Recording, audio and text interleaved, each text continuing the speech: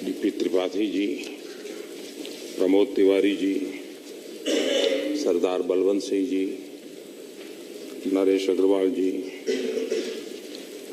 कृष्णन जी, दिलीप कुमार टेकी जी, संजय राउत जी, Anand Sharma ji, Derek अबोरे जी, D राजा, संजय सिंह, चंद्रशेखर रॉय जी, TK. Rangarajan जी, T.G.. Venkat ji, अनेक सभी आदरणीय सदस्यों ने विचार रखे हैं। रोजगार हो, भ्रष्टाचार हो, किसानों की आमदनी की बात हो, विदेश नीति हो, सुरक्षा व्यवस्था हो, आयुष्मान भारत हो, ऐसे अनेक विषयों पर सबने अपने विचार रखे हैं। गुलाम नबी जी को तो मैं यहाँ बैठ करके सुना था, बाकियों को मैंने कमरे में सुना और इसलिए उनका बॉडी लैंग्वेज भी देखने का अवसर मिला था। और जब वो वंशवाद पर चर्चा कर रहे थे और एक परिवार को बचाने के लिए काफी कुछ कह रहे थे, जो कह रहे थे वो तो ठीक थे, लेकिन उस समय उनकी मासूमियत बड़ी अच्छी लग रही थी।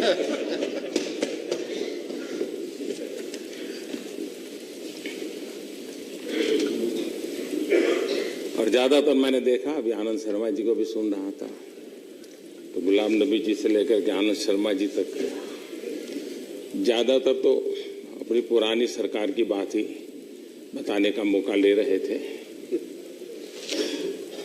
बाहर तो कोई सुनता नहीं है, तो यहाँ तो कहना ही पड़ेगा।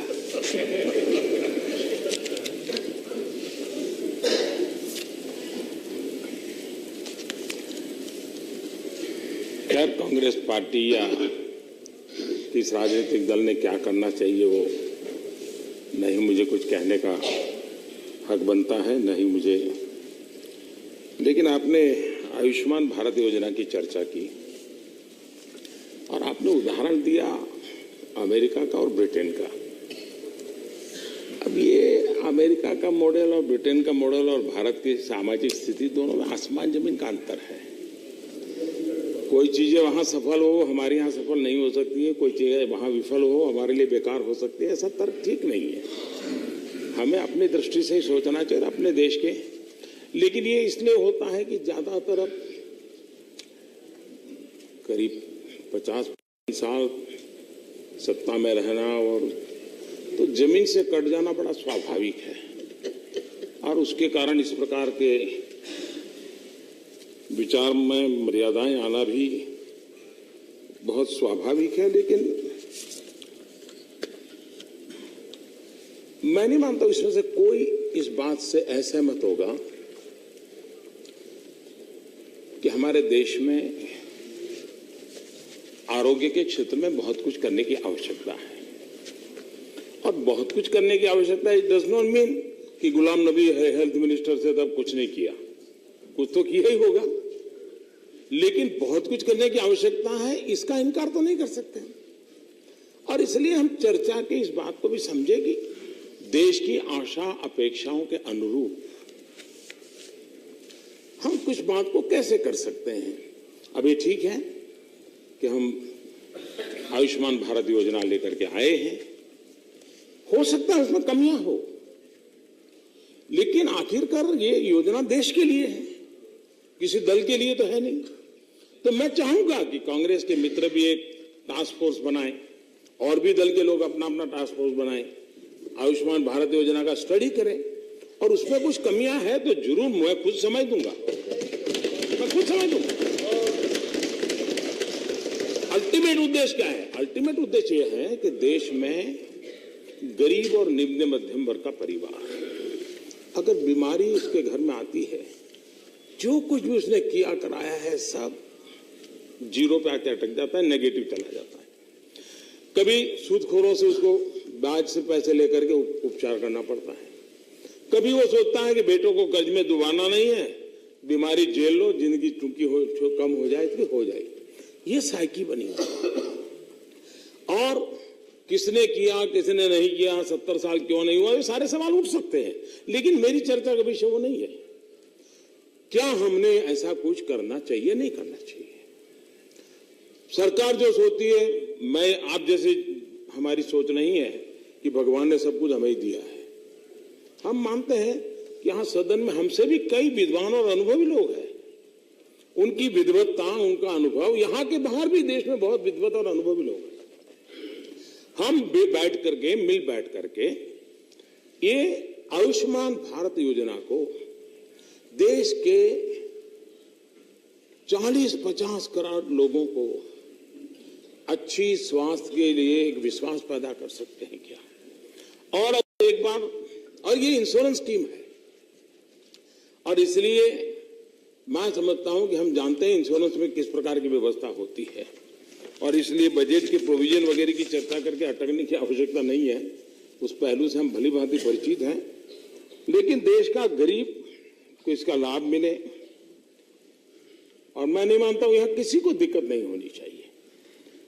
हाँ, योजना लागू करने के बाद कुछ कमियां आई हो और ध्यान नहीं गया है और आलोचना के कहना वो ठीक है। अभी सुझाव के पीरियड पे है, एक योजना का प्राथमिक विचार प्रस्तुत हुआ है, हम मिलकर के उसको और अच्छा कैसे बनाएं, और इसलिए मैं तो चाहूंगा कि अच्छे सुझाव आने चाहिए। और जो लोग आज के मेरे भाषण को अगर सुनते होंगे टीवी पे, उनसे भी मेरा आग्रह है कि इसमें कोई अच्छी परफेक्ट कुछ अच्छी चीजें आप दे सकते हो, दीजिए। देश के गरीब के लिए करना है जी, इसमें कोई दल नहीं होता है जी। और मैं मानता हूं कि हम सब मिलकर के इस बात को आगे बढ़ाएंगे। ये बात सही है कि अगर मैं यहां बैठ करके अंग्रेजी में 9 लिखता हूं, मैं नहीं मानता हूं यहां का कोई व्यक्ति इनकार करेगा हाँ ये 9 है, लेकिन वहां बैठने वाले को 6 दिखेगा। मैं अंग्रेजी में यहां 9 लिखूं तो मैं गलत नहीं हूं, लेकिन अब आपको 6 दिखता है तो मैं क्या करूंगा, क्योंकि आप वहां बैठे। और इसलिए मैं समझता हूं कि अब कोई मुझे बताए कि हिंदुस्तान का ईज ऑफ डूइंग बिजनेस, ये अगर रैंकिंग खुद सुधार होता है, हमें दुख क्यों होना चाहिए? क्या ये देश के हर नागरिक को गर्व नहीं होना? चल भाई ईज ऑफ डूइंग बिजनेस हुआ, दुनिया में हमारी एक छवि बनी, देश के लिए एक अच्छी बात बनी है। अब हमने किया, आपने किया, वो मुद्दा हम जब चुनाव में जाएंगे तब खेल लेंगे, लेकिन जब देश की बात होती है तो अच्छा है। अच्छा, कोई हम यहां तक चले जाते हैं जी कि कोई रेटिंग एजेंसी को दे तो अब हम पर हमला बोलना कभी संभव नहीं होता है, तो उस रेटिंग एजेंसी पर ही हमला बोल देते हैं। शायद दुनिया में ऐसा कहीं नहीं होता होगा। और इसलिए, और कभी कभी तो मैं अनुभव कर रहा हूं, आपने भारतीय जनता पार्टी की आलोचना करनी चाहिए, जम करके करनी चाहिए, आपका हक है। मोदी की भी आलोचना करनी चाहिए, जम करके करनी चाहिए, बाल नोच लेने चाहिए, डेमोक्रेसी में आपका पूरा हक है। लेकिन भाजपा की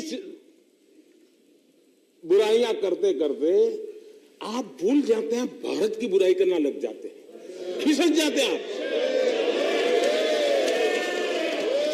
आप मोदी पर हमला बोलते बोलते हिंदुस्तान पर हमला बोल देते जाकर के। जहां तक भाजपा और मोदी पर करते हैं, राजनीति में आपका हक है और आपको करना भी चाहिए, लेकिन इसके कारण मर्यादा लांघ देते हैं और उससे देश का बहुत नुकसान होता है। तो और ये ठीक है कि आप कभी नहीं स्वीकार पाएंगे कि यहां हमारे जैसे लोग बैठे हो, कैसे स्वीकारेंगे? कभी नहीं। आपकी पीड़ा हम समझ सकते हैं, लेकिन मेहरबानी करके देश को नुकसान हो, देश की दुनिया में अब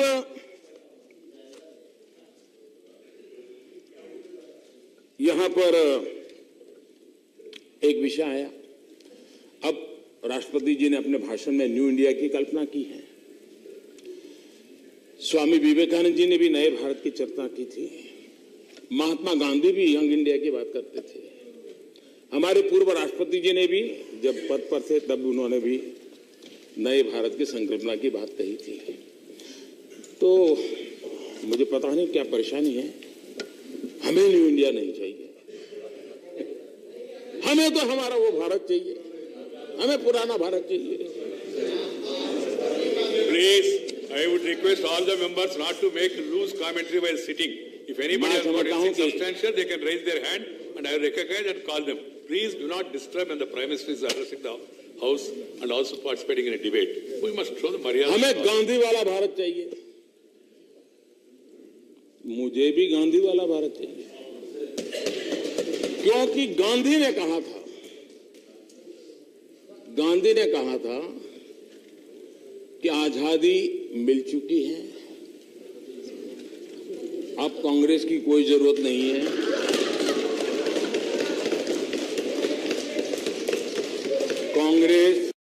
कांग्रेस को बिखेर देना चाहिए। ये कांग्रेस मुक्त भारत मोदी का विचार नहीं, गांधी का है ये। हम तो उस पद चिन्हों पर चलने का प्रयास करें। अब आपको वो भारत चाहिए, आपको कह रहे कि भाई हमें,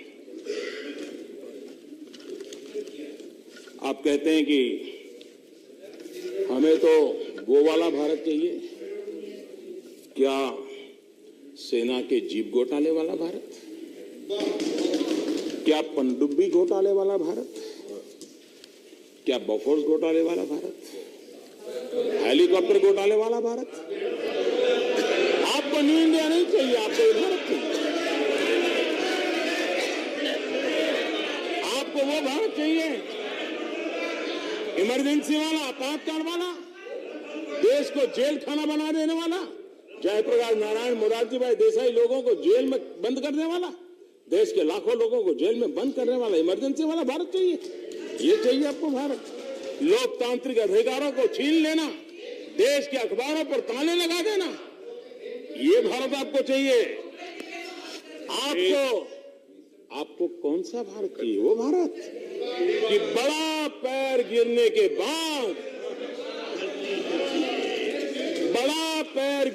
बाद हजारों निर्दोष सिखों का कत्ल आम हो जाए।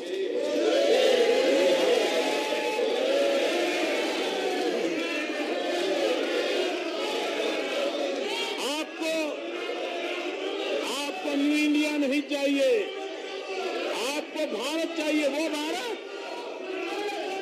आपको वो भारत चाहिए। Please sit down. Please sit down. आपको वो भारत चाहिए।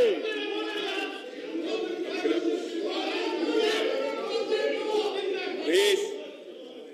आपको वो भारत चाहिए जो तंदूर कांड होता हो और रसूखदार लोगों के सामने प्रशासन घुटने टेकता हो, वो भारत चाहिए। हजारों लोगों की मौत का गुनहगार विमान में बिठा करके उसे देश के बाहर ले जाया जाए, ये आपको भारत चाहिए।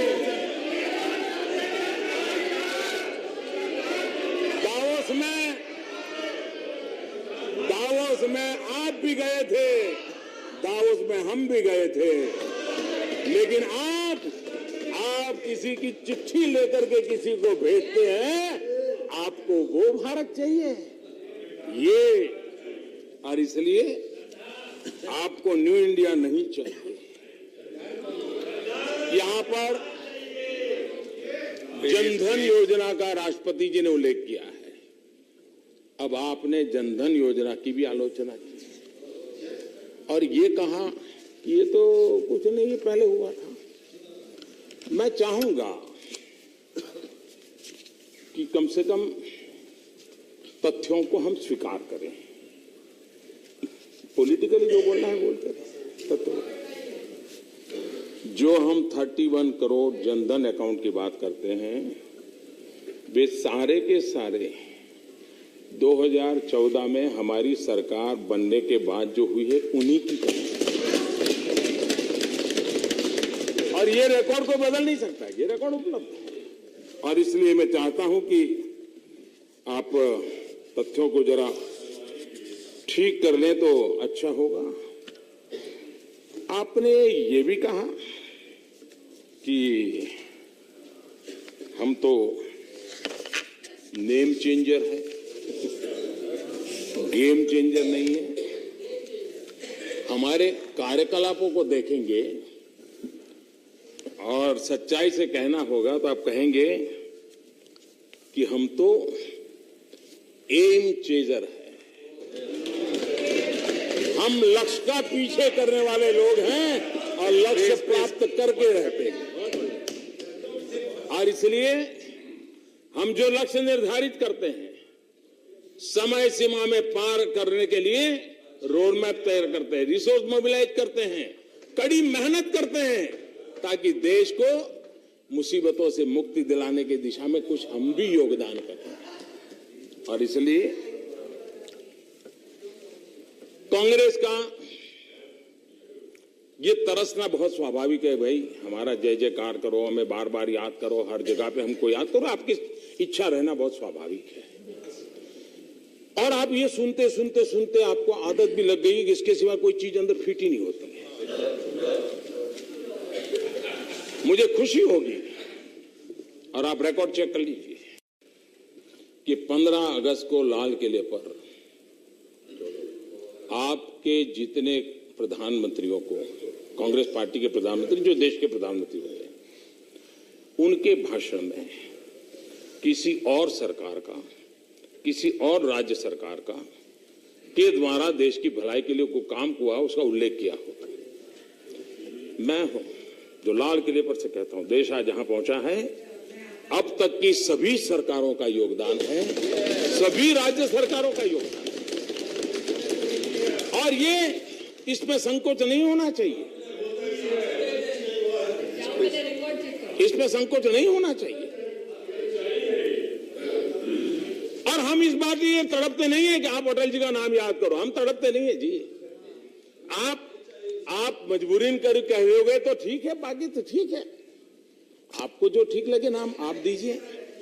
और आपने ये भी कह दिया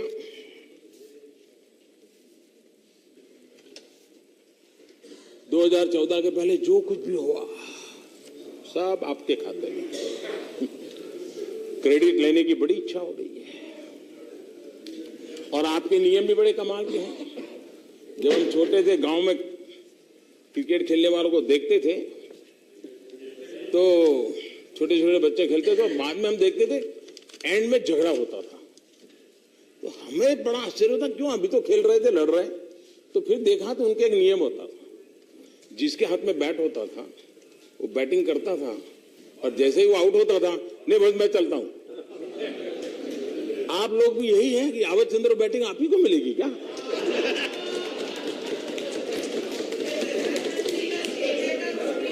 और फिर अब बैटिंग नहीं मिली तो खेल पूरा हम पद्धति नहीं है, ऐसा नहीं होता है। What is happening? ऐसा What is happening to you people? You are all honorable members. You are supposed to listen the other side, and afterwards, if you want to say something, अब you will get an opportunity. आपको आधार की बात आती है तो आप कहते हैं That is your this thing expectation. काम हमारा और आप क्रेडिट ले रहे हो। अच्छा है अगर आप ये कहते हैं तो, लेकिन आपको ये याद रहना चाहिए, और मैं चाहूंगा 7 जुलाई 1998 इसी सदन में, और सभापति जी उस समय इस सदन के सदस्य थे, तो 7 जुलाई 1998 को उन्होंने एक सवाल पूछा था एज ए मेंबर, और तब के गृह मंत्री श्रीमान लालकृष्ण आडवाणी जी ने जवाब दिया था इसी सदन में। और उस जवाब में उन्होंने कहा था Multi-purpose national identity cards will also be used for issuing passports, driving licenses, ration cards, healthcare, admission in educational institution, employment in public-private sector, life and general insurance, as also for maintenance of land records and urban property holdings. आधार का बीज यहाँ है।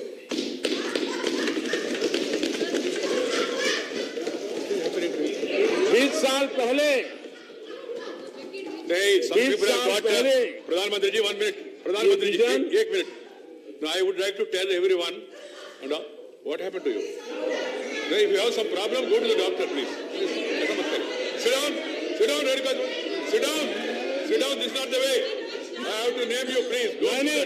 अध्यक्ष जी, सभापति जी, रेणुका जी को आप कुछ मत कहिए। To the office and also to media, सभापति जी, not to report such a loose talk and unruly behavior, please. सभापति जी, मेरी आपको प्रार्थना है, रेणुका जी को कुछ मत कीजिए। रामायण सीरियल के बाद ऐसी हंसी सुनने का आज सौभाग्य मिला है।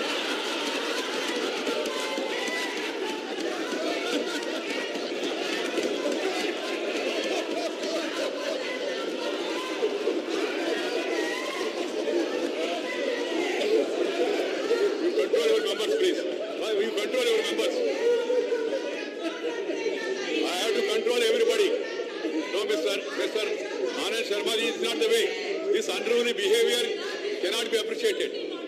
And the entire country is watching us. We should not become a laughing stock of the country.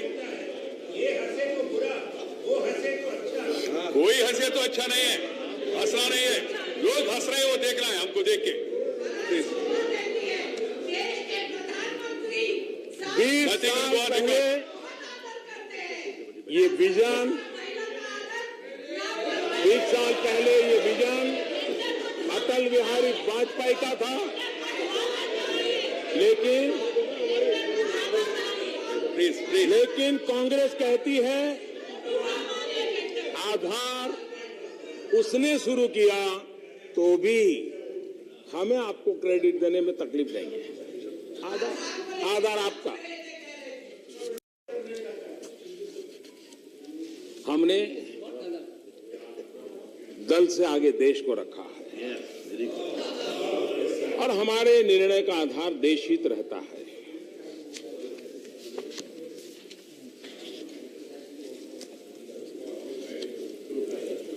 आज क्रेडिट लेने के लिए आप बेताब हैं, बहुत स्वाभाविक है।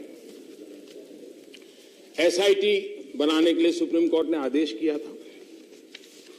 आपने 3 साल तक उसका निर्णय नहीं किया। ये क्रेडिट आप ही को जाना चाहिए। और हमने पहला एसआईटी गठन किया, लेकिन आप कह सकते हैं कि हमारे सामने समय विषय आया था। काले धन के खिलाफ कार्रवाई करने का क्रेडिट भी कांग्रेस स्वीकार कर ले। कांग्रेस ने 28 साल तक बेनामी संपत्ति कानून को लागू नहीं किया, उसकी क्रेडिट भी आप ले लीजिए। और अब तक 3500 करोड़ रुपए से ज्यादा संपत्ति, आपको पता होना चाहिए माननीय आनंद जी, आप लंबे अरसे तक यहां बैठे हैं और बोलने की आपकी एक विशेष स्टाइल भी है।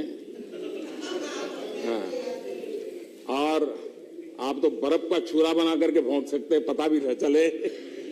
लेकिन ये बेनामी संपत्ति का कानून 28 साल पहले पारित हो चुका, सभी सदनों में पारित हो चुका था, लेकिन उसके रूल्स नहीं बनाए, नोटिफाई नहीं किया और अटका हुआ था। किसने रोका है? ना कोई विपक्ष नहीं था जिम्मेवार। जानकारी के लिए उसमें मुझे अच्छा लगा, आप जैसे विद्वान को भी कुछ। अब तक 3500 करोड़ रुपए की बेनामी संपत्ति जब्त की है। अब आपके काल के में खंड में इतनी बेनामी संपत्ति बनी तो क्रेडिट तो मिलना चाहिए, क्रेडिट तो मिलना चाहिए। आपके लिए सारी क्रेडिट है। सारी दुनिया बदली है, सॉल्वेंसी कोड, बैंकरप्सी लॉ। मैं नहीं मानता हूं ये कोई ज्ञान नहीं था आपको, लेकिन आपको क्रेडिट जानी चाहिए कि बहुत लोगों के लाभार्थ आपने इसको नहीं बनाया। क्रेडिट आपको जानी चाहिए। देश के इंडस्ट्रियल सेक्टर को, ग्लोबल कम्युनिटी को भारत के प्रति विश्वास पैदा हो, भारत के नियम और कानूनों के प्रति विश्वास पैदा हो, हमने ये निर्णय किए। रैंक 1 पेंशन 4 दशक तक देश की आंख में धूल झोंकते रहे और 500 करोड़ का बजट, 500 करोड़ का बजट देकर के चुनाव में चले गए तो हवा बन चुकी थी। क्या करें? अब जब हम आए तो हमें देखा कि रिकॉर्ड तक नहीं थे, कि इस चीज की बारीकी से अध्ययन तक नहीं हुआ था। और जब हमने ये लागू किया 11,000 करोड़ रुपए की जरूरत पड़ी। 11,000 करोड़, अब 500 करोड़ से कैसे देते? तो अब ये सारी क्रेडिट आप ही को जाएगी। जीएसटी के लिए मध्य रात्रि को समारोह हुआ, कांग्रेस ने इसका बहिष्कार किया, सभी दल आए और आपको ये लगा कि कहीं ये हमारे को क्रेडिट मिल जाएगी। और आप मानो या ना मानो, ये आप जो कुछ भी कर रहे हो, जीएसटी के संबंध में इसकी जितनी नेगेटिविटी है वो आपके खाते में जमा हो रही है और होती रहेगी और देश के दिमाग में फिट हो जाएगा। आप लोग सोचिए कि ये क्रेडिट को ले न जाए इसकी चिंता और खुद की क्रेडिट मिलती रहे। अब नीम कोटिंग की बात आई, आपकी तरफ से कहा गया हमने शुरू किया था। देखिए, चीज आप आधी अधूरी शुरू करके छोड़ दें और आप उस पर कैप लगा दें, इससे आगे नहीं जाना है, तब उस योजना का लाभ होने से नुकसान ज्यादा होता है। आखिरकार नीम कोटिंग के पीछे 2 विषय थे जो आपको भी ज्ञान था। एक, यूरिया की ताकत में वृद्धि होती है, इसलिए किसान को कम यूरिया से काम चल सकता है।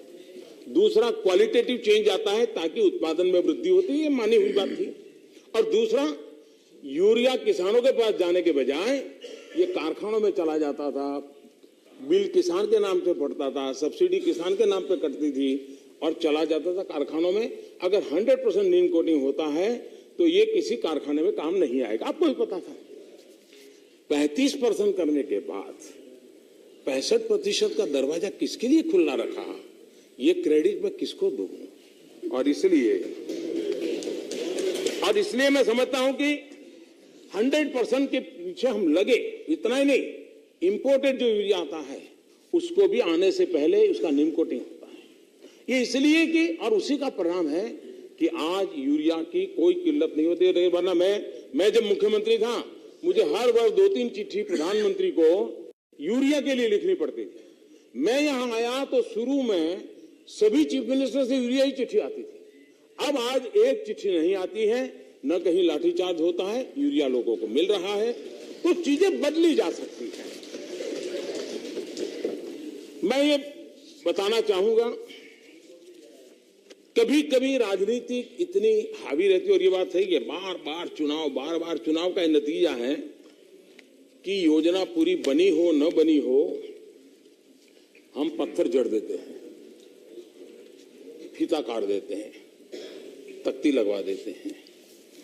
और उसका परिणाम क्या हुआ? आप देखिए, हमें रेलवे के बजट में घोषणाएं बंद करनी पड़ी। अभी तो रेलवे का बजट मंजूर हो गया, लेकिन क्यों? जब मैंने देखा कि पुरानी सरकारों ने 1500 से ज्यादा ऐसी रेलवे की योजनाएं घोषित कर दी थी जिसको बाद में कोई देखने वाला ही नहीं, ऐसे ही हो गई घोषित। उस दिन हाउस में तालियां पड़ गई, किसी अखबार में छप गया, उस एमपी ने घर जाकर के माला पहन ली, बात पूरी हो गई। ये कल्चर से देश का बहुत नुकसान हुआ है। और आप हैरान होंगे जी, मैंने एक प्रगति टेक्नोलॉजी का उपयोग करते हुए इनिशिएटिव लिया और मैं खुद सारे रुके पड़े प्रोजेक्ट का रिव्यू करने लगा। सभी राज्यों के चीफ सेक्रेटरीज होते हैं ऑनलाइन, भारत सरकार के सभी सचिव होते हैं और मैं ऑनलाइन सबके साथ बैठता हूं। आप हैरान होंगे जी, ऐसे ऐसे प्रोजेक्ट सामने आए हैं जो 30 साल 40 साल पहले तय हुए, शिलान्यास हो गया, बाद में कागज पर उसकी लकीर भी नहीं खींची गई। ऐसे अब मैं एक एक को रिव्यू करना लगा, सब डिपार्टमेंट को इकट्ठा। मैंने ये नहीं कहा भाई पुरानी सरकार था मेरी क्या जिम्मेवारी, जी नहीं। आखिरकार ये देश है कंटिन्यूटी। सरकारें आए जाएं, आप बैठे, कोई बैठे, दूसरा बैठे, तीसरा बैठे, हम कोई इसको तो रोक नहीं सकते, लोकतंत्र है। लेकिन सरकार में ये भाव से नहीं चलता भाई ये तो जयराम रमेश के समय हुआ था, नहीं मारो ताला, ऐसा नहीं होता है। हमने खोजा, आप हैरान हो गए, 9 लाख करोड़ से ज्यादा प्रोजेक्ट ऐसे मैंने अब तक क्लियर किए हैं। सारे मिनिस्ट्री को बिठाए, मैंने कहा भाई जो भी हो 30 साल 40 साल पुराने, अब यही प्रोजेक्ट उस समय हो गया होता तो शायद कुछ हजार करोड़ों में हो जाता, लेकिन आज 9 लाख 10 लाख करोड़ के प्रोजेक्ट बन गए जी।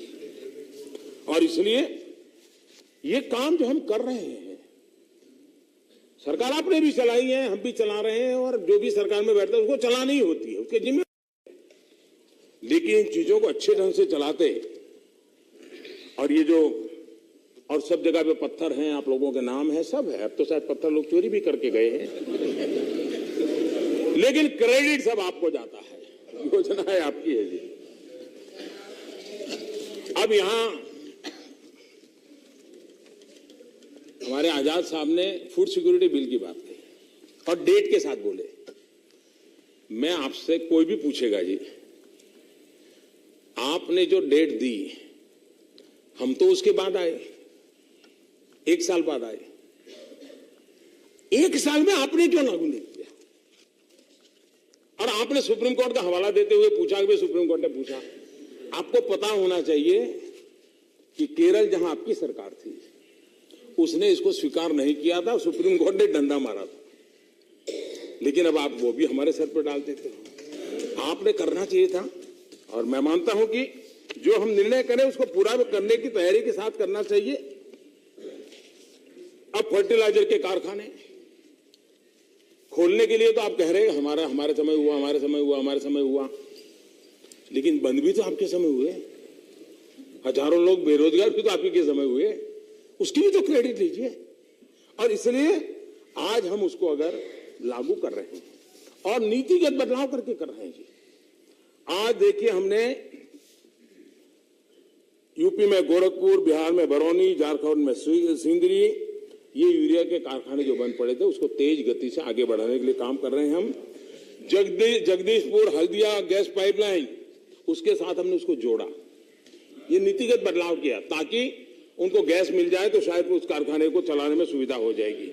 और ये वो इलाका है देश का जहां पर इस प्रकार की व्यवस्था कहे तो पूर्वी भारत के विकास की संभावनाएं बढ़ जाएगी। और ये वो स्टेट नहीं है जहां भारतीय जनता पार्टी का झंडा फहर रहा है।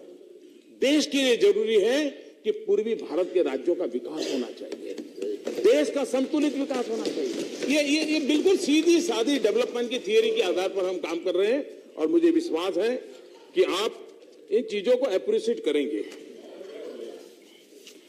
हमारे माननीय सदस्य श्रीमान अमित भाई शाह का भाषण हुआ और मुझे अच्छा लगा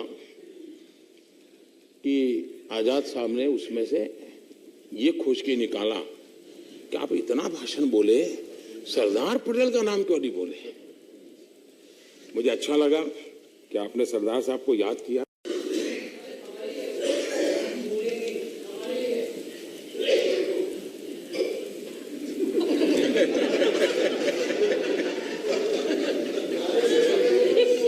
अभी गुजरात में चुनाव हुए थे, उस चुनाव में हमारे बाबू बैठे हैं यहाँ, सरदार पटेल कांग्रेस पार्टी के हर लिटरेचर में सरदार साहब थे। मुझे इतना अच्छा लगा, चलो बहुत सालों के बाद ये भी दिन आया। लेकिन और मैं सोचता था कि ये परंपरा बनी रहेगी, लेकिन गुजरात का चुनाव समाप्त हुआ और यहां आपके पार्टी का कार्यक्रम था। अभी भी आप पुराने चित्र देख सकते हैं, बैकड्रॉप पर कहीं सरदार साहब नहीं है, एक हफ्ते। और उस समय अखबारों ने लिखा कि एक सप्ताह के बाद ही आपके यहां कार्यक्रम हो रहा है और सरदार साहब गायब है। और ये भी याद कीजिए, हम सरदार साहब का नाम देना हमारे अध्यक्ष जी ने उल्लेख नहीं किया, वो आपने उपयोग करने की कोशिश के लिए ये भी याद करें कि सरदार साहब को और बाबा साहब आम्बेडकर को भारत रत्न कब मिला, इतना समय बीच में क्यों चला। और इसलिए आप चर्चा करें, आरोप करें, और ये राष्ट्रपति जी के अभिभाषण के बाहर का विषय था, लेकिन फिर भी आपने उठाया तो अच्छी बात है, उठाया। लेकिन जब आप इसे उठाते हैं तो 4 उंगलियां खुद के तरफ होती हैं, ये आप न भूलें। यही मेरा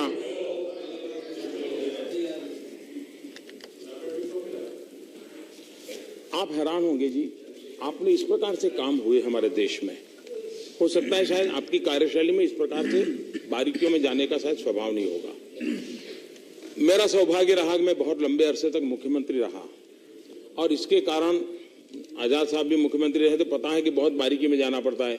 शरद राव लंबे अरसे तक मुख्यमंत्री रहे, उनको पता है कि बहुत बारीकी में जाना पड़ता है। मुख्यमंत्री इधर उधर नहीं जा सकता, उसको बहुत डिटेल में चीजें, तो हम सब जो मुख्यमंत्री रहे उनको पता है। लेकिन यहाँ मुख्यमंत्री तो बहुत कम आते हैं तो छोटे से डिपार्टमेंट लेकर के रहते हैं। मेरे जिम्मे एक बड़ा काम आ गया है, और इसलिए मेरी वो आदत मुझे काम आ रही है। हमारे देश में पिछले वर्षों जो सिंचाई के प्रोजेक्ट हुए जी, डैम बन गया होगा, लेकिन ये पानी क्यों है, खेत के लिए है। हमने कैनाल नेटवर्क ही नहीं बनाया 40-50 साल। यानी कोई कल्पना कर सकता है कि 6 मंजिला मकान बनाए और स्टेयरकेस भी ना हो, लिफ्ट भी ना हो। ऐसे ऐसे काम हुए। मैंने उसमें से 99 को आइडेंटिफाई किया, हजारों करोड़ रुपए की योजना से काम चालू किया, उस पानी किसानों को पहुंचे उस दिशा में काम किया है, और 50 योजनाएं पूरी हो चुकी हैं, बाकी योजनाएं जल्दी से पूरी हो जाए उस दिशा में काम चल रहा है। सवाल है, आपने बनाया, अच्छा काम किया, अच्छा किया, लेकिन सोच अधूरी, काम अधूरी, और रुपये गए, काम परिणाम नहीं मिला। और अच्छा होता अगर कॉम्प्रिहेंसिव होता, इंटीग्रेटेड अप्रोच होता, होलिस्टिक व्यू होता, तो आप ही के कालखंड में जो काम हुए हैं उसने भी अगर पूरे किए होते तो देश का भला किया होता। आपने नहीं किया, मैं नहीं करा, लेकिन कुछ करने जैसे काम कैसे करने चाहिए उसमें एक बहुत बड़ी कमी रह गई। जिनको शासन करने का अवसर मिला है उन लोगों का दायित्व बनता है कि चीज, और इसलिए देखा होगा हमने आकर के एक बड़ा बदलाव किया।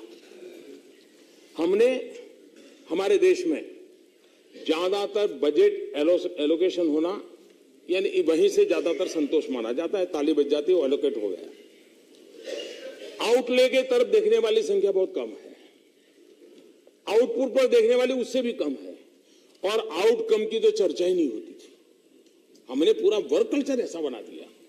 इस सरकार ने आग्रह रखा है और पार्लियामेंट में रखते हैं आउटकम रिपोर्ट, ताकि रुपया जिस काम के लिए निकला था उसी काम में गया कि नहीं गया, और इसलिए आउटकम पर बल देने की दिशा में हमारा प्रयास रहना चाहिए। अब किसानों की आमदनी बढ़ाने का विषय की यहां चर्चा हुई है। मैं हैरान हूं कि किसान की आमदनी डबल होने में किसको इतराज हो सकता है? कोई इतराज नहीं हो सकता है। और हम इसलिए नहीं कि उसके साथ कोई राजनीति है, यहां बैठे हुए हर व्यक्ति के दिल में है कि भाई ये एक ऐसा काम है जिसको हमने करना चाहिए। अब ये कैसे होगा? जमीन के टुकड़े बढ़ते जा रहे हैं, परिवार की संख्या बढ़ती है। अगर उसकी 10 बीघा जमीन है तो बच्चों में बढ़ जाती है तो 2 बीघा 1 बीघा आ जाता है, तो कठिनाई है। तो हमने टेक्नोलॉजी इंटरवेंशन, एग्रोटेक की तरफ जाना ही पड़ेगा, हमें मॉडर्नाइज होना ही पड़ेगा, और ये अगर हम करते हैं तो बदलाव होगा। सॉइल हेल्थ कार्ड एक प्रयास है, पर drop more crop micro irrigation एक प्रयास है, स्प्रिंकलर। अब एक जमाना था हमारे देश में किसान फ्लड इरिगेशन के बिना शुगर केन हो ही नहीं सकता, इस कन्विक्शन वाला था। वो यही मानता था कि गन्ने की खेती के लिए तो बिल्कुल खेत और लबालब पानी से भरा हुआ होना चाहिए। लेकिन अनुभव से मैं तो गुजरात में था, मेरा तो कंपल्सरी नियम था, स्प्रिंकलर से शुगर केन हो रही है और शुगर कंटेंट का लेवल बहुत ऊंचा आया है। अब धीरे धीरे देश भर में तो पानी बचेगा।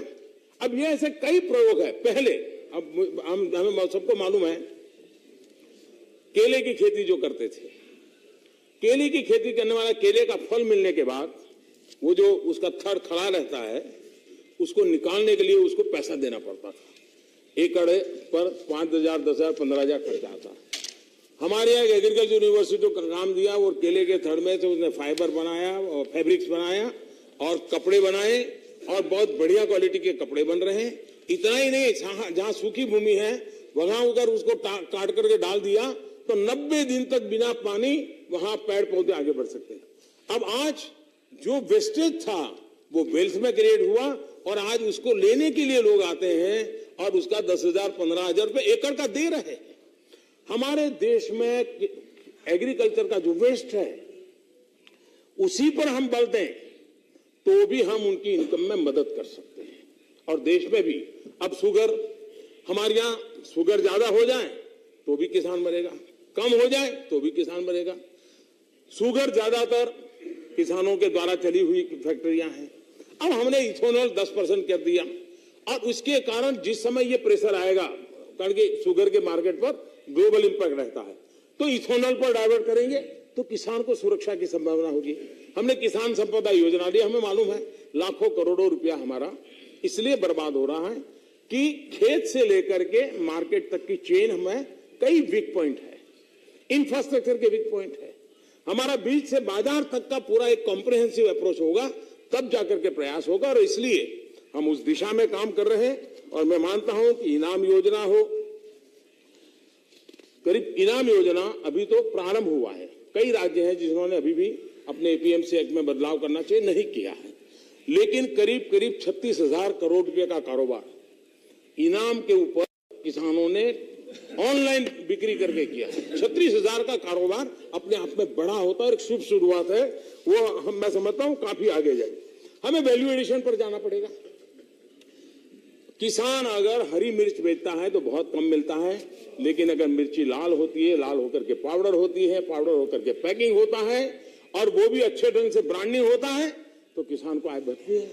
हमने वैल्यू एडिशन पर भी जाना होगा। हमारे किसान की अलाइड एक्टिविटी, आज खेत के अंदर सोलर एनर्जी का फार्म जोड़ा जा सकता है, किसान की आय बढ़ा सकता है। सोलर पंप उसकी बिजली भी पैदा कर सकता है, सोलर पंप चला सकता है, डीजल का खर्चा कम कर सकता है, बिजली का खर्चा कम कर सकता है और वो बिजली राज्य सरकारें खरीद भी सकती है, तो उसका एक बहुत बड़ा खर्चे का कमी होगी।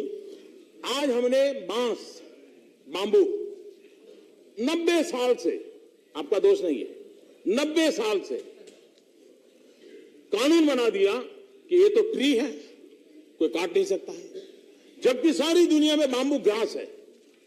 अब ये आपने करना चाहिए कि चलो क्रेडिट आपको जाता है, हमने सोचा, हमने उठाया, आज हमने बांबू को ग्रास की कैटेगरी में रखा। आज किसान अपने खेत के बॉर्डर पे बांबू की खेती कर सकता है। बांबू की खेती से उसकी फसल को कोई नुकसान नहीं है, वो अतिरिक्त है। और बांबू, आज हिंदुस्तान हजारों करोड़ का बांबू इंपोर्ट करता है। हम दियासली के लिए बांबू बाहर से लाते हैं, पतंग के लिए बांबू बाहर से लाते हैं, अगरबत्ती के लिए बांबू बाहर से लाते हैं। एक छोटा सा निर्णय है कि किसान की आय बढ़ाने की ताकत रखना है। हमारा किसान मधुमक्खी, अब मैं हैरान हूं जी, मधुमक्खी के क्षेत्र में कितना काम हो सकता था, हम उसको नहीं कर पाए। मैं हैरान हूं क्यों नहीं कर पाए। इन दिनों हमने 4 वर्ष में 11 integrated bee keeping development centre खड़े किए हैं और शहद के उत्पादन में 38% इंक्रीज हुआ और ये शहद अब दुनिया के बाजार में जाने लगा।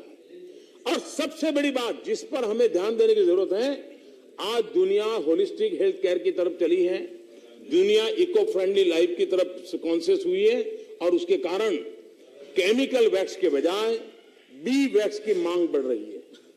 हमारा ये हनी बी का काम इतनी बड़ी मात्रा में बी वैक्स को बल दे सकता है कि जिसके कारण आने वाले दिनों में हम बहुत बड़ा ग्लोबल मार्केट कैप्चर कर सकते हैं। और हमारा किसान साइड में एक पेड़ के नीचे काम करके कर सकता है।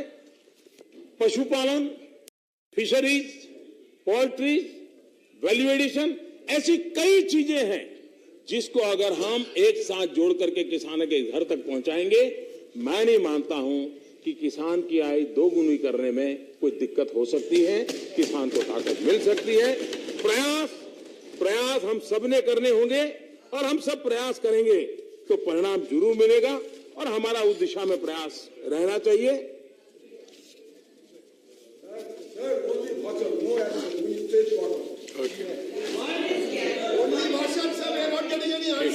ठीक है, प्लीज प्लीज, ठीक है, please, you have said it, please. Please. Right. Only walk out, no talk out. आज हमारे देश में right. Yes. स्वच्छ भारत अभियान का मजाक उड़ाया जा रहा है, मेक इन इंडिया का मजाक उड़ाया जा रहा है, जनधन योजना का मजाक उड़ाया जा रहा है, अंतर्राष्ट्रीय योगा दिवस का मजाक उड़ाया जा रहा है, काले धन पर हो रही कार्रवाई का मजाक उड़ाया जा रहा है, सर्जिकल स्ट्राइक पर सवाल उठाए जा रहे हैं। लेकिन अब आप मुझे बताइए, ओबीसी कमीशन को संविधान दर्जा मिले, कौन इसका विरोध करना चाहिए? कोई कारण था? इतने सालों से मांग थी, आपकी कोई मजबूरियां होगी, नहीं लाए। इस सदन में हमने इसको इस कमेटी में डालो, उस कमेटी में डालो, लटका पड़ा है। क्या हम इस काम को नहीं कर सकते? 3 तलाक, प्लीज, ये तरीका वो आपको अमित भाई ने जवाब दे दिया। आपको जवाब, ये आपका ये खुला विरोध करने की जब हिम्मत नहीं होती है, जनता जनार्दन को फेस करने की ताकत नहीं होती है। आज जो ओबीसी समाज के अंदर जो एस्पिरेशन जगे हैं, आज जो ओबीसी समाज जागरूक हुआ है, ओबीसी अपने हकों के लिए मैदान में आया है और आपकी राजनीति खुले आम बात बोलने की हिम्मत नहीं करती है, इसलिए बहानेबाजी करके कर रहे हो। लेकिन इस देश का ओबीसी समाज देश को देने वालों में से है। वो अगर अपना हक मांगता है तो मैं आग्रह करूंगा कि राजनीति छोड़ करके और नई नई चीजें जोड़ने के नाम पर रोकने का प्रयास करने के बजाय इसको पारित करें। 3 तलाक, अगर आपको लगता है कि 3 तलाक के विषय पर आप जिस प्रकार का कानून चाहते हैं, किसने रोका था आपको? 30 साल पहले मामला आपके हाथ में आया था, आपको जैसा चाहिए बनाना था, करना तो था, लेकिन आपकी राजनीति, आप ही के एक मंत्री का भाषण था हाउस में, 3 तलाक क्यों जाना चाहिए। लेकिन जब चारों तरफ से आवाज उठी, राजनीति आई, वोट बैंक खतरे में पड़ गया और अचानक से उस मंत्री को भी जाना पड़ा और उस मिशन को भी जाना पड़ा।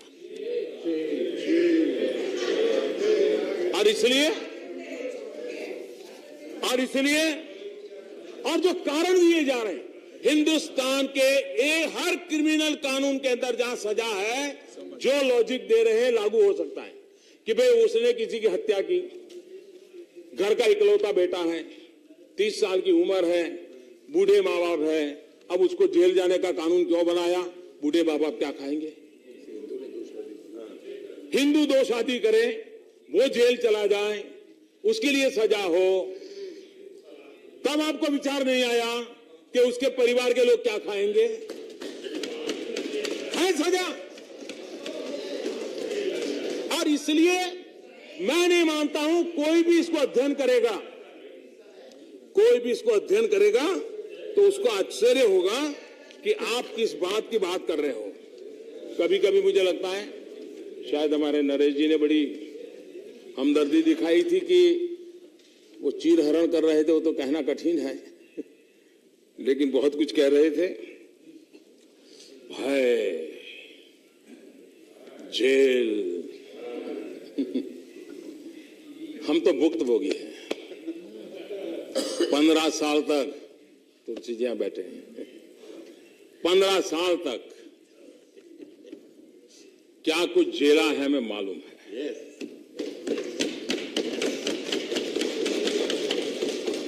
लेकिन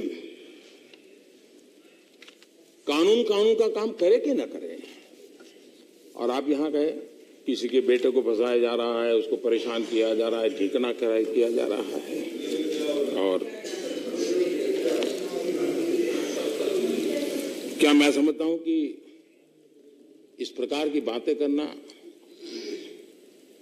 कानून का उपहास कर रहे हैं कि नहीं कर रहे हैं लोग?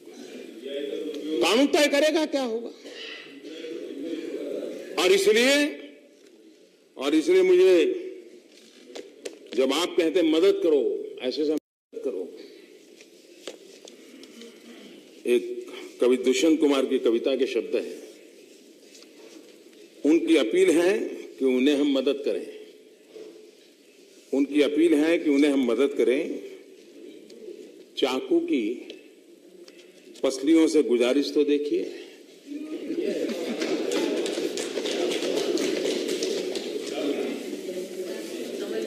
महिलाओं पर अत्याचार, मैं नहीं मानता हूं महिला पर अत्याचार ये कांग्रेस, बीजेपी, डिगली पार्टी, फलानी पार्टी का विषय है, हो ही नहीं सकता। और जो चिंता आपने जताई है वो चिंता बहुत स्वाभाविक है, जो आजाद साहब ने बताई। और इसलिए मैंने हिम्मत की थी लाल किले पर से कहने की कि बेटियों के लिए तो बहुत कुछ कहा जाता है, लेकिन कोई तो पूछो बेटा शाम को देर से घर क्यों आता है, कोई तो पूछो बेटा कहां जाता है, किसको मिलता है, कोई तो चिंता करे कि बेटों को भी तो संस्कार करने की जरूरत है। क्या हम सब एक स्वर से उन माताओं को झकझोर नहीं सकते, उन पिताओं को झकझोर नहीं सकते, उस शिक्षकों को नहीं झकझोर सकते कि आखिर किसी न किसी का तो बेटा है जो किसी बेटी के ऊपर अत्याचार कर रहा है, किसी के न किसी का तो बेटा है। क्या हम सब एक स्वर में इस विषय पर समाज, और आखिरकार ये सामाजिक दूषण है, और उसमें जितने ज्यादा हम मिलकर के करेंगे, और इसलिए मैं चाहता हूं कि हमने इन सारी चीजों में उज्ज्वला योजना, महिला सशक्तिकरण का एक बहुत बड़ा काम, लेकिन हमने भी ये सोचना होगा। और मैं तो चाहूंगा, मैं इस सदन से माध्यम से देश के स्टार्टअप वालों से खास आग्रह करूंगा, क्लीन कुकिंग ये हम मिशन मोड में काम देश में करना चाहिए। और हो सके तो सोलार आधारित नए ऐसे चूल्हे इनोवेट हो, ऐसे इनोवेशन हो ताकि गरीब को खाना पकाने का एक नया पैसा खर्चा ना हो, और गैस ट्रांसपोर्टेशन के खर्चे भी बच जाएं, और अपने ही घर में सोलार की व्यवस्था हो, और आधुनिक ऐसे इनोवेशन से चूल्हे बन सकते हैं। क्लीन कुकिंग ये हमारे समाज जीवन के, एनवायरमेंट के लिए, उन महिलाओं के स्वास्थ्य के लिए आवश्यक है। और ये कोई राजनीतिक एजेंडा के कार्यक्रम नहीं है, देश हित के काम है। हम मिल बैठ करके इसको आगे बढ़ाएं। अब वहां चर्चा हुई कि स्वच्छ भारत की एडवर्टाइजमेंट का खर्चा इतना हुआ। मैं चाहता नहीं हूं किसी को बुरा लगे ऐसी कुछ बात बताने के लिए, लेकिन आप सरकार में रहे हैं, आप सार्वजनिक जीवन में जीते हैं। शौचालय, स्वच्छता ये विषय जितनी मात्रा में इंफ्रास्ट्रक्चर का इश्यू है उससे ज्यादा बिहेवियरल इश्यू है, आदत का विषय है। और इसलिए दुनिया में इस विषय के अध्ययन करने वाले हर किसी ने ये कहा है, आप जब सरकार में थे तब भी इसी पर फोकस था कि जब तक बिहेवियरल चेंज नहीं आता है इसमें ब्रेक थ्रू नहीं होता है। अब एडवर्टाइजमेंट जो है वो सरकार के कार्यक्रमों की जगमगाहट नहीं है, बिहेवियरल चेंज के लिए छोटी छोटी घटनाओं को लेकर के लोगों को शिक्षित करने का काम हो रहा है। और ये कहने से पहले हम ये न भूलें कि इस गरीब आदमी के पैसों से, खजाने में आए हुए पैसे परिवार के कुछ लोगों के जन्मदिन पर अखबारों में एक एक पेज की एडवर्टाइजमेंट छपा करती थी। कितने रुपये, देश का हिसाब लगा दीजिए, एक ही परिवार के लोगों के जन्मदिन पर कितने एडवर्टाइजमेंट के रुपए खर्चे हुए चौंक जाएंगे। और ये बिहेवियरल चेंज के लिए है और हम सबको प्रयास करना पड़ेगा। आपकी भी जहां राज्य सरकारें हैं उनको भी आप कहिए कि बिहेवियरल चेंज के लिए बजट अलॉट करें, लोगों को शिक्षित करें। ठीक है, आप अभी बैठ जाइए प्लीज। ठीक है बैठ जाइए। नहीं please, this is not going on record. Why are you wasting your energy? Why are you setting up president? Please, when nothing is going on record, why should you waste your energy सभापति जी and set up a bad precedent? हमारे It's a bad precedent, please. हमारे राष्ट्रपति जी ने It's a bad precedent. It's bad precedent. 100 times it is bad precedent. हमारे राष्ट्रपति जी ने Interrupting a speaker and steadily getting up without the permission of the chair is a bad precedent. Yes, afterwards. Using the you यहाँ word पर also understand. हमारे माननीय आजाद साहब ने Bofors के मुद्दे को विस्तार से कहा और बड़ी क्रेडिट लेने की कोशिश की। मैं एक कोट पढ़ना चाहता हूं। ये कोट कांग्रेस के एक वरिष्ठ मंत्री और बाद में निर्विवादित राष्ट्रपति श्रीमान आर वेंकट रामन जी की आत्मकथा का हिस्सा है। आत्मकथा है जब मैं राष्ट्रपति था, आर वेंकट रमन जी का। उन्होंने लिखा है, उन्होंने ये JRD टाटा से मुलाकात हुई और उस मुलाकात का ब्यौरा उन्होंने किताब में लिखा है और लिखा है, टाटा ने कहा तोप और दूसरे रक्षा सौदों में राजीव गांधी या उनके परिवार को लाभ हुआ या न हुआ हो, लेकिन इसको नकारना मुश्किल होगा कि कांग्रेस पार्टी को कोई कमीशन नहीं मिला। उन्हें लगता था कि 1980 की बात से, ये मैं वेंकट रमन जी की किताब पढ़ रहा हूं, मेरा अपना कुछ नहीं। उन्हें लगता था कि 1980 के बाद से उद्योगपतियों से चंदा नहीं मांगा गया है और पार्टी का खर्चा ऐसे सौदों से पर मिलने वाले कमीशन से चलता है।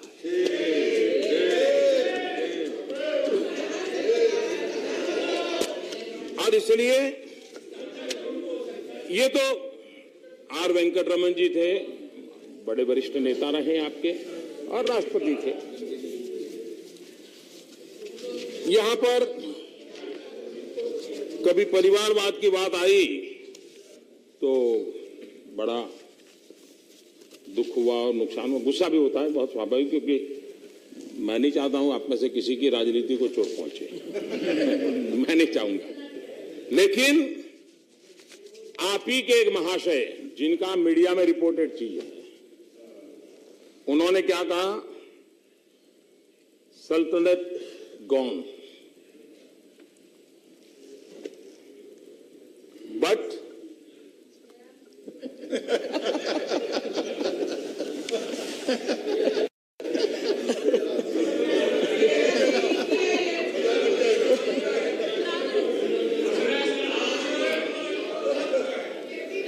we behave like sultans।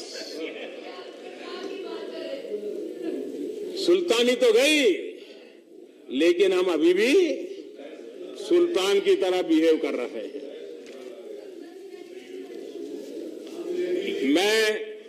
मैं जयराम रमेश जी के इस खुलेपन के लिए तो बधाई देता हूं।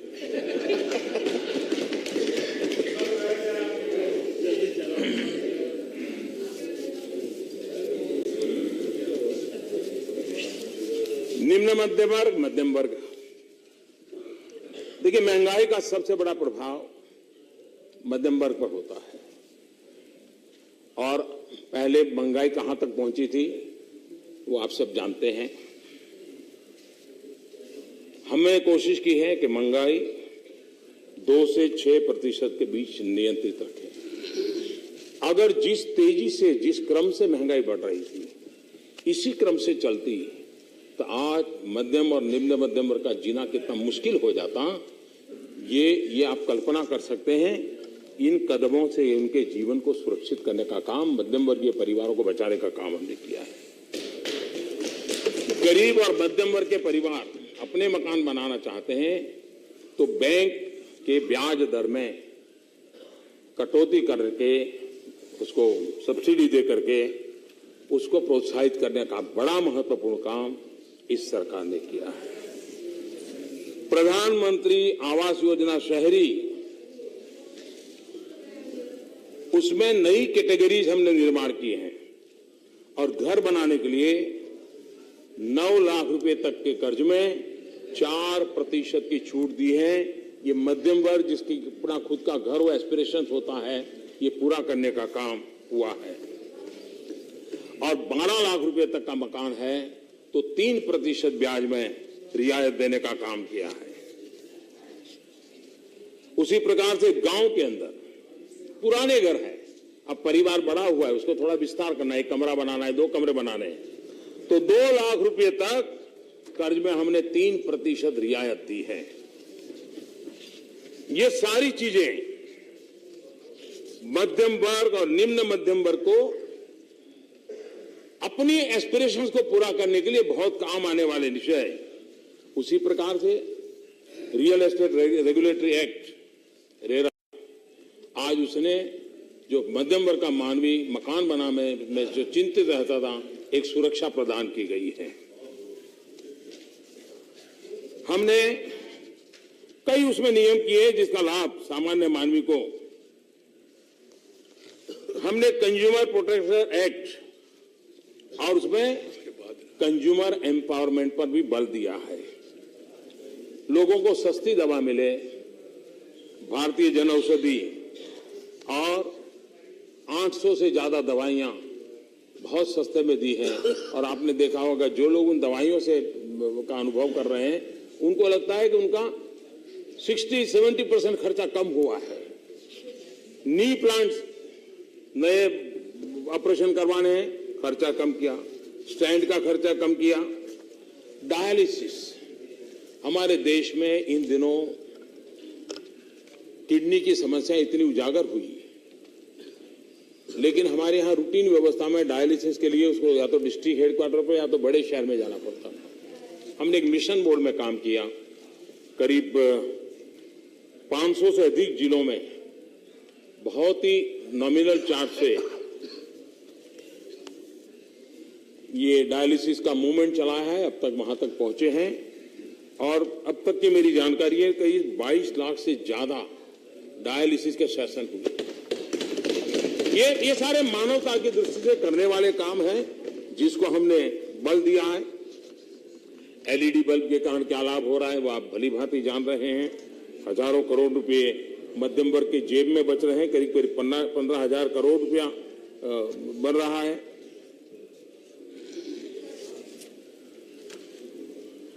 एक विषय राष्ट्रपति जी ने अपने भाषण में कहा है और मेरा उस विषय में मत है कि कोई सरकार का काम नहीं है और न ही ये किसी दल का काम है। देश की जिनकी चिंता है से सब लोगों का काम है और इस सदन में बैठे हुए हर किसी का काम है और सबका बराबर काम है। और वो विषय राष्ट्रपति जी ने स्पर्श किया। पहले प्रणब दा राष्ट्रपति थे तब उन्होंने भी उल्लेख किया था और पहले भी कई लोगों ने इस विषय पर अपने विचार रखे हैं और वो है लोकसभा और विधानसभा के चुनाव साथ करवाना। ये ठीक है, राज्यसभा में जो आते हैं उनको ये चुनाव की आपाधापी क्या होती है, जो लोकसभा और राज्यसभा दोनों करके आए उनको क्या है दो पता है। कुछ लोग पराजित होकर के बाद में राज्यसभा पहुंचते हैं, वो उनको भी उस अनुभव है क्या कठिनाई रहती है। लेकिन कभी सोचना होगा कि एक स्वस्थ परंपरा क्योंकि भारत का लोकतंत्र काफी मैच्योर हुआ है। हम सब हिम्मत करके एक स्वस्थ परंपरा की दिशा में हम जा सकते हैं क्या? और मैं चाहता हूं 1967 तक ये चला है। लोकसभा विधानसभा साथ हुए, लगभग 1967 तक ये चला है। उसमें एक आध दो शायद अपवाद हो सकते हैं, लेकिन चला है। और उस समय कोई तकलीफ किसी को हुई नहीं, लेकिन बाद में किसी न किसी राजनीतिक कारणों से असंतुलन पैदा हुआ और आज हम देखते हैं एक चुनाव आया, पूरा हुआ कि दूसरे की तैयारी हो जाती है, दूसरा पूरा हो, तीसरा, और उसका दबाव केंद्र सरकार पर, राज्य सरकारों पर रहता है। फेडरल स्ट्रक्चर के अंदर जो एक सुखद एटमॉस्फेयर होना चाहिए। चुनाव के 4-6 महीने हम समझ सकते तू मैं चल जाए, लेकिन 4-4.5 साल तो कम से कम हम मिल बैठ करके देश के लिए काम कर सके, हमारी पूरी शक्ति काम में लगे, उस दिशा में हमने काम करना चाहिए। और मैं चाहता हूं कि उस दिशा पर एक व्यापक चर्चा हो। और आप देखेंगे अब जब लोकसभा का चुनाव होगा तो 4 राज्य उसके साथ हैं, आंध्र, तेलंगाना, अरुणाचल और उड़ीसा। कठिनाइयां क्या है वो हम भली भांति जानते हैं। 2009 में करीब 1000 करोड़ खर्चा हुआ लोकसभा के चुनाव में। 2014 में ये करीब 4000 करोड़ पहुंचा, 1000 से 4000। इतना ही नहीं, 2014 के बाद जो असेंबली के चुनाव हुए उसमें अब तक करीब 3000 करोड़ खर्चा हुआ। अब ये हम कल्पना कर सकते हैं, भारत जैसा देश जहां गरीबों के लिए बहुत कुछ पहुंचाना भी हमारी जिम्मेवारी है। और हम चुनावों के अंदर हमारे यहां 1 करोड़ से ज्यादा लोग 9,30,000 पोलिंग स्टेशनों पर उनकी ड्यूटी लगती है। बहुत बड़ी मात्रा में सिक्योरिटी फोर्सेस चुनाव प्रबंधन में ही लगे रहते हैं। सिक्योरिटी के मसले, नई चैलेंज उभरती जाती है और हमारा फोर्स बस उसी काम में लगा रहता है। ये पक्षापक्षी से परे का विषय है। देश हित के विषय में हो सकता है इसमें मतभेद भी हो, लेकिन तर्क की चर्चा तू मैं से ना हो। एक प्रामाणिक पवित्रता से हम बहस करें, मिल बैठ के कोई रास्ते खोजें, और मुझे लगता है कि हम इसको आगे बढ़ाने में सफल हो सकते हैं। हमने बहुत ऐसे निर्णय किए हैं जो बहुत दुनिया के देशों को अजूबा लगता है। इतनी पार्टियां और ऐसा निर्णय हो सकता है, लेकिन यही सदन में बैठे हुए लोगों ने भूतकाल में किए हैं, श्रेष्ठ निर्णय किए हैं, आने वाली पीढ़ियों को लाभ करने वाले निर्णय किए हैं। मैं समझता हूं फिर एक बार दोनों सदन में बैठे हुए सभी महानुभावों के सामने एक बड़ा सौभाग्य प्राप्त हुआ है कि हम इन दिशों इसको करें। माननीय सभापति जी, कई विषयों पर सभी महानुभावों ने कई विषय कहे हैं। राष्ट्रपति जी का अभिभाषण अपने आप में एक पूर्ण अभिभाषण है। दिशा क्या है, गति क्या है, इरादे क्या है, और सामान्य मानवीय के हितों की दिशा में हम कैसे आगे बढ़ रहे हैं, उसका एक जितनी समय सीमा रहती है उसमें खाका रख सकते हैं, वो रखने का उन्होंने प्रयास किया है। हम सब सर्वसम्मति से आदरणीय राष्ट्रपति जी के अभिभाषण को स्वीकृति दें और धन्यवाद प्रस्ताव पारित करें। इसी एक अपेक्षा के साथ मेरा समर्थन देते हुए मैं अपनी वाणी को समाप्त करता हूं। बहुत बहुत धन्यवाद। धन्यवाद मंत्री जी।